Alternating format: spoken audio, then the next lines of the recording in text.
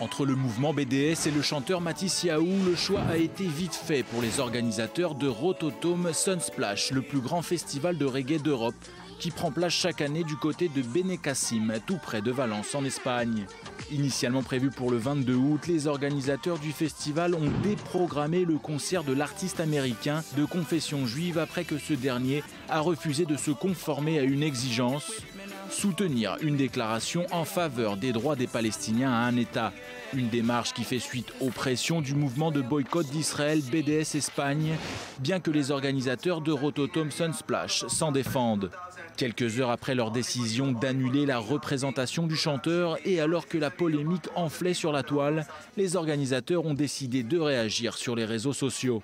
Nous avons dû faire face à deux extrémismes, avec d'un côté une association qui ne voulait pas entendre raison et qui a pour mot d'ordre « vous êtes avec nous, contre nous », et de l'autre un artiste qui a toujours refusé de répondre à une simple et légitime question de notre part, portant sur l'utilité de faire la guerre, et peu importe laquelle, dans la résolution de conflits. Ce concert aurait amené avec lui seulement des désaccords, des incompréhensions, de l'intolérance et de l'intransigeance. Nous n'avons pas dit non à Matisse Yaou à cause de ses racines hébraïques ou en tant que sioniste, mais nous avons simplement considéré qu'il était inapproprié d'organiser quelque chose qui aurait généré un conflit, sans possibilité de dialogue. Mais Matisse Yaou est le seul artiste sur les 50 invités à qui l'organisation du festival a demandé de soutenir publiquement le droit des Palestiniens à avoir leur propre État. Le mouvement BDS Espagne a quant à lui qualifié le chanteur juif américain de sioniste qui soutient un État, Israël, qui pratique l'apartheid et le nettoyage ethnique. Dans un souci de mettre la pression sur les organisateurs du festival, le mouvement antisioniste a même confectionné des affiches citant une phrase qu'aurait prononcée Matisse Yaou dans une interview « Il n'y a jamais eu d'État appelé Palestine », suivi des hashtags « Le Rototom a contracté le sionisme » et « Pas de paix avec Matisse Yaou ».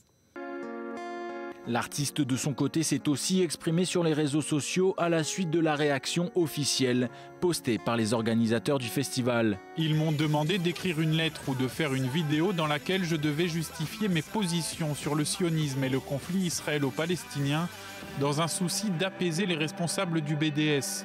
Je soutiens la paix et la compassion pour l'humanité. Ma musique parle d'elle-même, la politique n'a rien à faire là-dedans. Il est consternant et offensant que le seul artiste juif américain programmé à donner un concert dans ce festival se retrouve contraint à faire des déclarations politiques. D'autres artistes programmés ont-ils dû faire des déclarations politiques afin de pouvoir se donner en concert? Privée donc de concert en Espagne, c'est la chanteuse jamaïcaine Etana qui se produira à sa place. Arrivé sur la scène musicale en 2004 en tant que chanteur juif orthodoxe, l'artiste a donné à plusieurs reprises des concerts en Israël. En 2012, il s'éloigne de la religion mais continue de se produire à l'échelle internationale.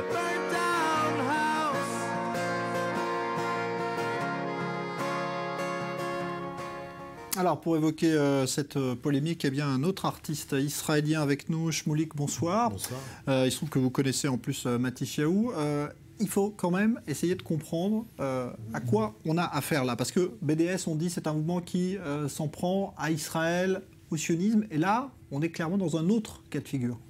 Bah là, les gens qui font ça sont clairement tombés dans l'antisémitisme un peu primaire parce que j'ai l'impression qu'ils ont fait une fausse manœuvre. Ils n'ont pas forcément évalué l'ampleur de leur décision. Matisse Yaou est un artiste peaceful, complètement dans la ligne humaniste. Il a une musique qui est universelle, il s'adresse à tout le monde. D'ailleurs, il a un grand succès auprès des non-juifs, pas forcément auprès des juifs dans un premier temps. C'est le reggae, c'est une musique d'amour, c'est une musique de partage.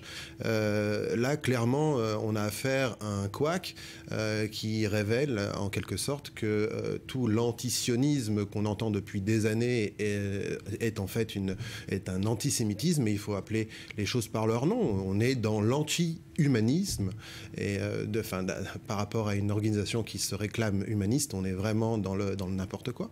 Alors là, ça touche aujourd'hui, on va dire, des secteurs qui devraient être épargnés théoriquement par tout ce qui est politique, même s'il y a parfois des chanteurs engagés, ça peut exister. Mais là, on est quand même dans des domaines, aujourd'hui, vous êtes artiste, vous produisez, vous êtes d'origine française, vous êtes confronté à ça aussi ou pas? À ces pressions qui peuvent maintenant toucher? Ça dépend. Moi, en règle générale, je m'adresse à la communauté juive en direct, mais il se trouve que je travaille également avec des artistes non juifs dans le milieu hip-hop. Il se trouve que ça se passe plutôt bien parce que bon, les rapports qu'on a dans le privé, en vérité, quand on travaille entre nous dans le milieu professionnel, ne sont pas forcément les mêmes que quand on travaille dans une espèce de vision grand public. C'est vrai que Matisse Yaou, il est invité à un concert de reggae. Le reggae, c'est les Rastas, c'est le judaïsme et le reggae et la Jamaïque. C'est quelque chose de très proche. Il y a beaucoup de similitudes. C'est clairement c'est une aberration de vouloir dissocier ça, alors que quand vous allez en Jamaïque et que vous leur dites que vous venez d'Israël, les gens vous sollicitent. On aime le peuple juif, on aime la tradition juive justement dans la tradition reggae.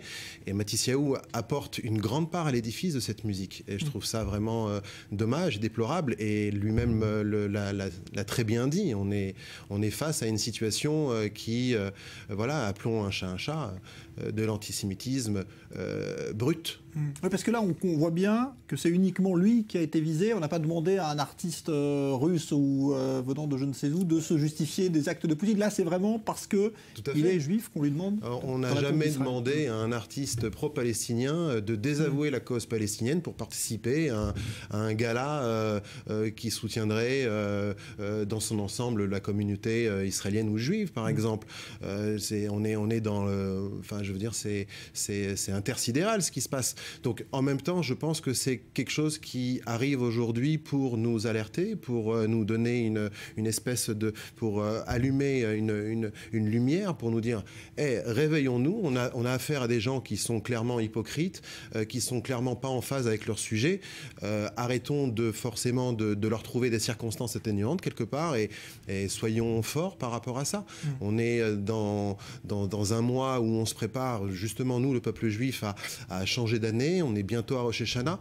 Peut-être que toutes ces choses-là sont faites pour nous éveiller chez nous, en tant que juifs, des bons sentiments pour, justement, qu'on fasse comprendre au monde que nous aimons l'humanité. Le peuple juif aime l'humanité. Ce n'est pas contraire à tous nos principes. Au contraire, on est là-dedans à fond. La réponse à apporter justement en tant qu'artiste à ce genre de boycott tel qu'il se passe là et qui vise Mathieu Chaïm, mais ça pourrait viser d'autres, quelle est-elle à votre avis? Est-ce qu'il faut continuer justement à aller participer le plus possible à des... Ou est-ce qu'un jour, il va se retrouver que peut-être les artistes israéliens ou juifs devront hésiter à se produire dans Matisse Yaou continuera. Il a une tournée dans l'Europe entière. Il se trouve que ça s'est passé en Espagne, ça aurait pu se passer ailleurs, mais je pense qu'aucun autre concert n'est annulé. Donc il y a encore de l'espoir. Bien évidemment qu'il faut continuer. Il faut continuer avec des forces positives, en amenant des idées positives, en sachant bien que nos armes ne sont pas celles que l'on croit, mais c'est la lumière que l'on a dans nos âmes qui fait qu'on éblouit le monde autour de nous. Et on doit continuer dans ce sens-là. Les Juifs sont des artistes par essence. Ils ont beaucoup apporté à l'humanité depuis toujours, dans tous les domaines.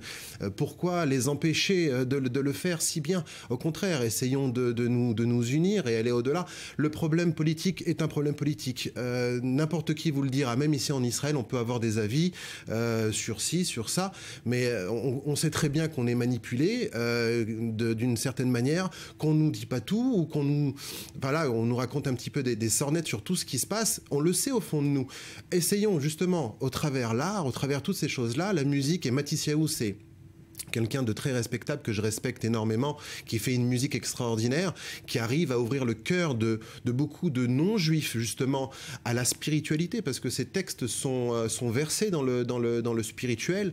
Il est inspiré de la philosophie chassidique, même s'il n'a plus l'apparence d'un chassid, et il est tout de même en train de véhiculer ces idées-là. On doit pouvoir continuer à le faire, et on le fera. Rien n'arrêtera cette lumière, je pense. Merci Shmulik d'être venu nous parler donc effectivement de cette polémique venue d'Espagne.